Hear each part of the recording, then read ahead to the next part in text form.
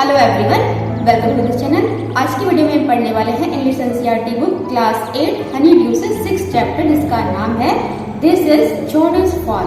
ये जॉडी का फॉन है। फॉन क्या होता है? जो हिरन का बच्चा होता है ना, उसको फॉन बोलते हैं। तो बहुत ही इंटरेस्टिंग स्टोरी है ये। चलिए पढ़ते हैं और जानते हैं क्या है स्टोरी में। Before you read, often instead of rushing to the doctor to treat a small cut or burn, we find quick and effective cures using things available at home. क्या होता है जब हमें छोटी मोटी चोट लग जाती है, कोई छोटा मोटा कट या जल जाता है, तो उस टाइम पर हम बजाय डॉक्टर के पास भागने के सोचते हैं कि कोई छोटा मोटा इलाज घर में ही ढूंढ ले, है ना, जो इफेक्टिव भी हो और हमारा काम चल जाए, डॉक्टर के पास जाने की जरूरत ना पड़े। Can you think of some such home remedies for a cut on your knee, a burn on your arm, a bee sting? और यहाँ पर ये 3 चीजें दी गई हैं कि अगर ऐसा आपके साथ हो जाए तो उस टाइम पर आप कौन कौन से इलाज जो है वो अपना सकते हो। Can you think of some such home remedies for? क्या आपके पास कुछ घरेलू उपाय हैं इन चीजों के लिए जो कि यहाँ पर दिए हुए हैं? अ कट ऑन योर नी, अगर आपके घुटने में कोई कट लग जाता है, चोट लग जाती है, उस टाइम पर कोई घरेलू नुस्खा आपके पास है। A burn on your arm, आपकी जो बाजू है वो जल जाती है, तो उस टाइम पर आप क्या कर सकते हो घरेलू उपाय। या फिर अ बी स्टिंग, मधुमक्खी आपको काट ले, तो उस टाइम पर आप कौन से घरेलू उपाय जो है उनका इस्तेमाल करोगे। In this story, Jody's father has been bitten by a rattlesnake. इस कहानी में क्या होता है, जॉडी एक छोटा लड़का है, उसके पिता को एक स्नैक काट लेता है, रटल स्नैक काट लेता है, and he quickly kills a doe and uses its heart and liver to draw out the poison. और तुरंत वो क्या करते हैं, उनको एक हिरनी मिल जाती है, डो का मतलब होता है हिरनी, वो उसको मार देते हैं और उसके हार्ट को और लीवर को इस्तेमाल करते हैं जहर को निकालने के लिए। Jody wonders what will happen to the little fawn left without a mother. और जॉडी और जो जॉडी है वो सोचता है उस छोटे से हिरन के बच्चे के बारे में जिसकी माँ को उन्होंने मार दिया था। अब उसका क्या होगा, वो बेचारा कैसे जिंदा रहेगा बिना अपनी माँ के। Jordi allowed his thoughts to drift back to the fawn. Jordi जो था वो बार बार उस छोटे से हिरन के बच्चे के बारे में ही सोच रहा था जिसको कि वो वहां पर छोड़ आए थे, है ना, क्योंकि उसकी माँ जो थी वो तो मर गई थी। तो वो बार उसके पास जाना चाहता था, उस छोटे से हिरन के पास जाना चाहता था। And he would not keep it out of his mind, और दिमाग से अपने वो बिल्कुल भी उस छोटे से हिरन के बच्चे को निकाल नहीं पा रहा था। He had held it in his dreams in his arms, और अपने सपने में भी वो देख रहा था कि उसने उस छोटे से हिरन के बच्चे को अपने हाथों में, अपनी बाजुओं में उठाया हुआ है। He slipped from the table and went to his father's bedside. और वो अपने टेबल से उठता है तुरंत और अपने पिता के पास जाकर बैठ जाता है उनके बिस्तर पर। पेनी lay at rest. अब पेनी जो कि उसके पिता का नाम है, वो रेस्ट कर रहे थे, आराम कर रहे थे। His eyes were open and clear. और उनकी जो आंखें थी वो खुली हुई थी, साफ थी। But the pupils were still dark and dilated. लेकिन जो उसकी पुतलियां थी, pupils का मतलब पुतलियां जो थी वो बिल्कुल डार्क थी अभी भी और बड़ी बड़ी हो रखी थी। Jordi said, "How are you feeling, Pa?" Jordi कहता है अपने पिता से कि पापा अब आपकी तबीयत कैसी है। Just fine, son. Old dad has gone thieving elsewhere. तो कहते हैं कि बेटा अब मैं थोड़ा ठीक हूँ, जो मृत्यु थी वो मुझे धोखा देकर चली गई। But wasn't it a close shave? लेकिन क्या वो बिल्कुल करीब नहीं थी?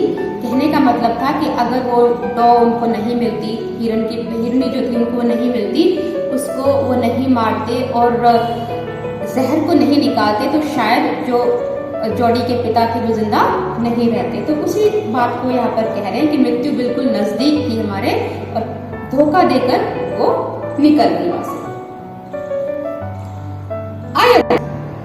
Penny said, "I'm proud of you, boy. The way you kept your head and did what was needed." यहाँ पर जॉडी कहता है अपने पिता से कि पिताजी आप बिल्कुल ठीक कह रहे हो, मैं आपकी बात से सहमत हूँ कि किस तरीके से मृत्यु से आप बचे, है ना, और तुम्हारे ऊपर गर्व है बेटा कि तुमने किस तरीके से संयम बनाए रखा और उस टाइम पर वही किया जो जरूरी था, है ना।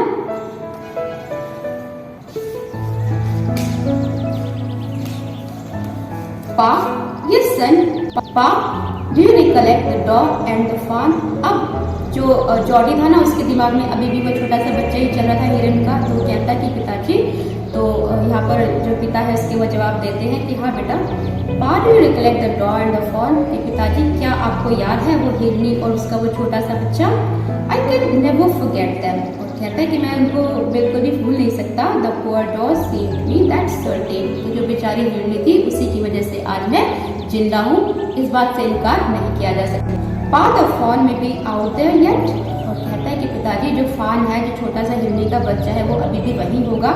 And it might be hungry and very scared, कि वो बहुत भूखा होगा और साथ ही साथ डरा हुआ भी होगा, क्योंकि उसकी जो माँ है वो तो मर चुकी है।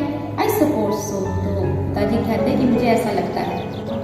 Pa, I am a big boy now and don't need to drink milk, why don't I go and see if I can find the fawn. तो शायद जो उसकी माँ है वो उसको दूध देती है पीने के लिए। उस टाइम पर वो कहता है कि पिताजी अब मैं बड़ा हो गया हूँ, तो मुझे अब दूध की ज़रूरत नहीं है और मुझे जाना चाहिए उस छोटे से फाल को देखने के लिए, है ना। हो सकता है मैं उसको ढूंढूं। एंड ब्रिंग इट हियर, और उसको यहाँ पर ले आओ। एंड रेज इट, और उसको पालो। ओके जी, पेनी ले quite staring at the ceiling. अब पेनी जो था वो अपनी बेटे की बातों को बड़े ध्यान से सुन रहा था और सीलिंग की तरफ निहार रहा था। सीलिंग मतलब छत की तरफ निहार रहा था। Why you have got me hammed. अब यहाँ पर कहता है कि बेटा तुमने मुझे असमंजस में डाल दिया है ना। हैम्ड का मतलब असमंजस में डाल दिया है। And it won't take much to raise it, कि इसको पालने में ज़्यादा समय नहीं लगेगा। But it was soon started eating leaves and acorns. वो कहता है कि पिताजी ज़्यादा टाइम उसको नहीं लगेगा पालने में, जल्द ही वो थोड़ा सा बड़ा हो जाएगा और खाना शुरू कर देगा पत्तियों को और दानों को। एकॉर्ड्स का मतलब दाने वगैरह जो डाल देते हैं। You are smarter than boys of your age. तो यहाँ पर पिताजी कहते हैं कि बेटा तुम अपनी उम्र के लड़कों से काफ़ी समझदार हो। जिस टाइम पर बच्चों का ध्यान रहता है खेलने कूदने में, इन चीज़ों में बिल्कुल ही संवेदनशील नहीं होते हैं, लेकिन तुम बिल्कुल अलग हो। We took its mother and it wasn't to blame, और यहाँ पर वो कहता है कि हमने उसकी माँ को छीन लिया, है ना, और इसमें उसका तो कोई दोष नहीं था कि उसको हम मरने के लिए भूखा वहाँ पर छोड़ दे अकेले।